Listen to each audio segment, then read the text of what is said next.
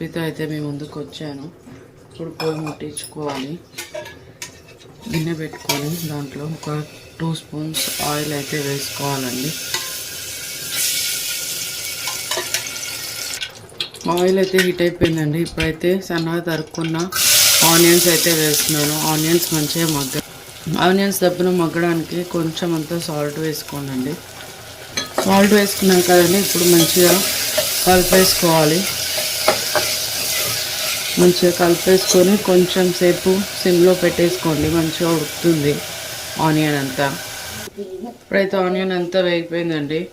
దీంట్లో కొంచెం అంతా పసుపు వేసుకోవాలి. ఇప్పుడు దీంట్లోనే కొంచెం అల్లం వెల్లుల్లి పేస్ట్ వేసుకోవాలండి. అంతా మంచిగా కలిపేసుకోవాలి. పసుపు అల్లం వెల్లిగడ్డ కొంచెం పచ్చివాసన పోయేంత వరకు అయితే మంచిగా కలిపేసుకోవాలండి. మంచిగా వాష్ చేసి పెట్టుకున్న మెంతిన కూర అయితే వేసుకోవాలండి.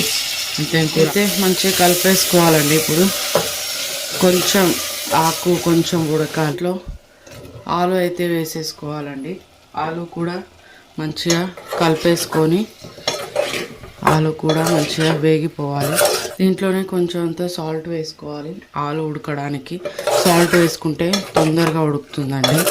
దీని మీద మనం ఆవిరిది గిన్నె పెట్టుకోవాలండి. ఇలా గిన్నె పెట్టేసుకొని దీంట్లో కొన్ని వాటర్ పోసుకుంటే దీన్ని ఆవిరి గిన్నె అంటారు. ఇలానే ఆవిరి గిన్నె పెట్టేసుకోవాలి.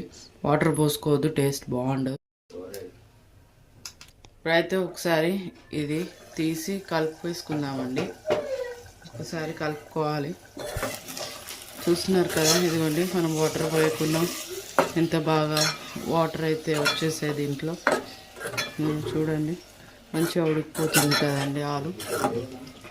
ఇప్పుడు దీంట్లో మనం సన్నగా తరుక్కున్న టమాటో వేసుకోవాలి. కారం వేసుకోవాలి. కూరకు సరిపడా వేసుకోండి. టేస్ట్కి తగ్గట్టు సాల్ట్ వేసుకోండి. మనం ఇంతకుముందుకు వేసుకున్నాం కదా కొంచెం కొంచెం అని మంచిగా కలిపేసుకోవాలి కదా. ఇంకొంచెం సేపు ఇలా ఆవిరి మూత అయితే పెట్టేసుకోవాలండి. ఒకసారి మూత తీసి అయితే చూసుకుందామండి. ఒకసారి చూస్తున్నారు కదా, ఇదైతే మంచిగా ఉడికిపోయింది. చూస్తున్నాం కదండి, ఇదిగోండి మంచిగా ఉడికిపోయింది. ఆలు ఉడికింది, టమాటో కూడా దీంట్లో మంచిగా ఉడికిపోయింది కదా. ఇప్పుడు మనం దీని ధనియా పౌడర్ వేసుకోవాలి. కొంచెం జీలకర్ర మెంతుల పొడి వేసుకోవాలి. అయితే దీన్ని ఒక్కసారి కలిపేసుకోవాలి. మసాలాలు వేసుకున్నాం కదండి, కలిపేసుకోవాలి. మరి ఇంత గట్టిగా తినలేం కదా.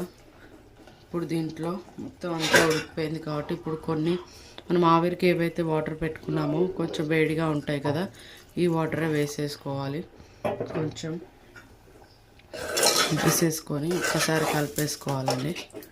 ఇలా ఒక్కసారి కలిపేసుకొని ఇప్పుడు స్టవ్ కొంచెం పెద్దగా పెట్టుకోండి. ఒక్కసారి కొంచెం ఇలా ఉడకాలి. ఇప్పుడు దీంట్లో కొంచెం కొత్తిమీర వేసుకోవాలి.